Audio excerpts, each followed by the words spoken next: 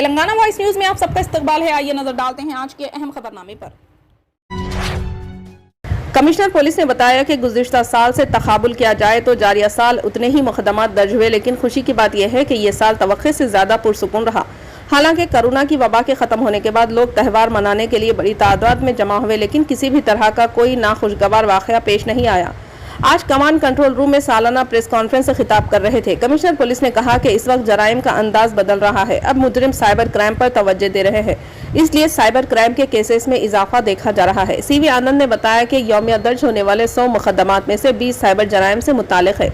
CV आनंद ने दिगर जराइम के वाक़यात पर तफसीली रोशनी डालते हुए बताया कि हैदराबाद पुलिस कमिश्नरेट हुदूद में जराइम की वारदातों में जारिया साल मामूली इजाफा हुआ है, लेकिन खवातीन और बच्चों के खिलाफ जराइम की वारदातों में कमी दर्ज की गई है। बहैसियत मजमूई जारिया साल अब तक जराइम के 2260 मुकदमात दर्ज किए गए, जबकि गुज़िश्ता साल 2100 मुकदमात दर्ज किए गए थे। इन्होंने कहा कि खवातीन के खिलाफ जराइम की वारदातों में खतरे कमी हुई है।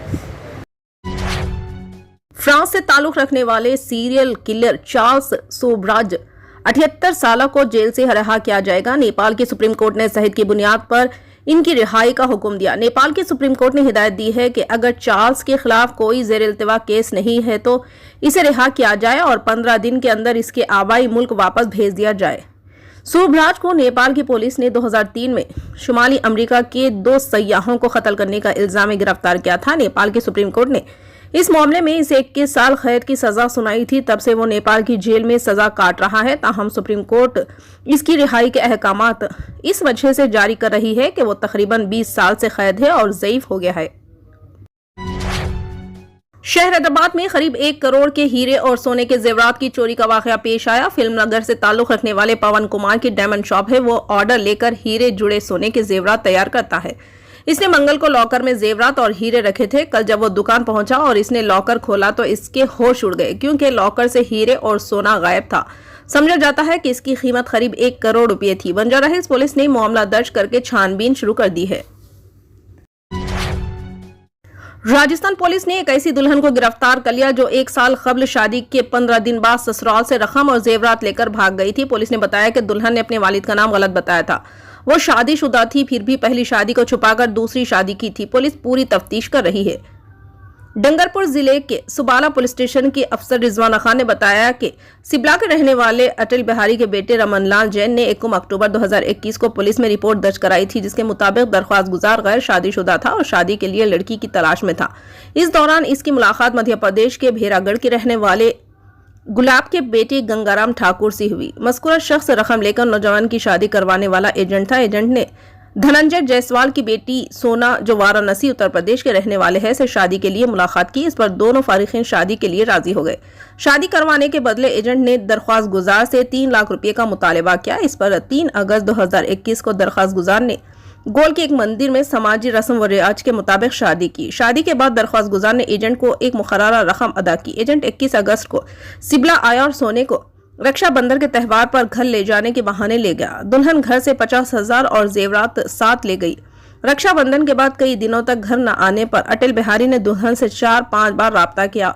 बादशाह इसने सिबला पुलिस स्टेशन में रिपोर्ट दर्ज करवाई। पुलिस ने रिपोर्ट की बुनियाद पर मुकदमा दर्ज कर लिया और तफ्तीश के दौरान सोना उर्फ लक्ष्मी को गुज़िश्ता रोज गिरफ्तार कर लिया गया। तहकीकात में पता चला कि दुल्हन ने अपना नाम फर्जी बताकर शादी की ताकि ससुराल वालों को लूटा जा सके। मुलजिम ने शादी के दौरान दरख्वास्त गुजार और इसके घर वालों को सोने के वालिद का नाम धनंजय जायसवाल बताया था, लेकिन खातून को गिरफ्तार करने के बाद इसके वालिद का नाम दिनेश बताया गया है। मेटपल्ली जिले जगत्याल में सिलसिलेवार सरखे की वारदातें पेश आई। एक साथ चोरों ने 10 दुकानात को निशाना बनाया। चारशंबे की रात मेटपल्ली खदीम बस स्टैंड के पास 10 दुकानात में चोरी की गई। सारिकीन वहां से करीब 10 लाख रुपए नकद रकम का सरखा करके फरार हो गए। इस सिलसिले में पुलिस से शिकायत की गई। पुलिस ने मुकामी वाक़े का मुआयना किया और इस पूरे मामले की बारीकबीनी से छानबीन कर रही है।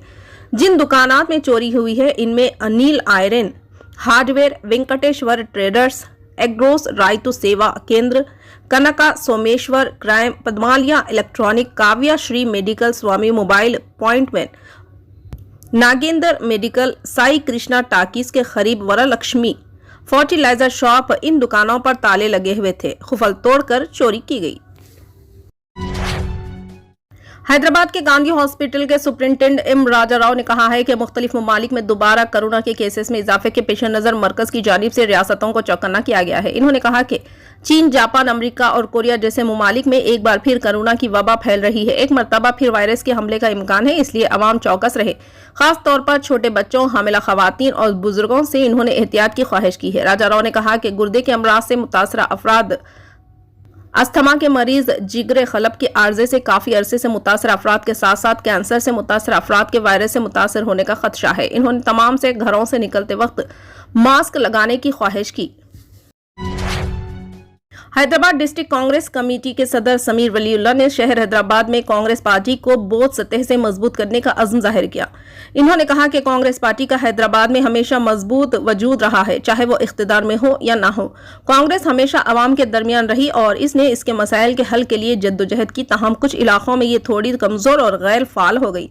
बदलते हुए सियासी हालात और कुछ कायदीन के मुनहरिफ होने की वजह से हम खोई हुई ताकत दोबारा हासिल करेंगे और हैदराबाद में कांग्रेस पार्टी की खोई हुई शान को वापस लाएंगे। समीर वलीउल्लाह, जिन्हें हाल ही में हैदराबाद डीसीसी सदर मुकर्रर किया गया था, बताया कि इन्होंने 5 असम्बली हलकों यानी चारमीनार, याकूतपुरा, चंद्रायन गुट्टा, मलकपेट और बहादुरपुरा में पार्टी कायदीन और केडर के साथ बातचीत का पहला दौर मुकम्मिल कर लिया है। इन्होंने कहा कि अगले 2 हफ्तों में हर असम्बली हल्के के लीडरों और कारकुनों के साथ अलग अलग मीटिंगें की जाएंगी ताकि मुकामी मसाइल को समझा जा सके और मुमकिन हल निकाला जा सके।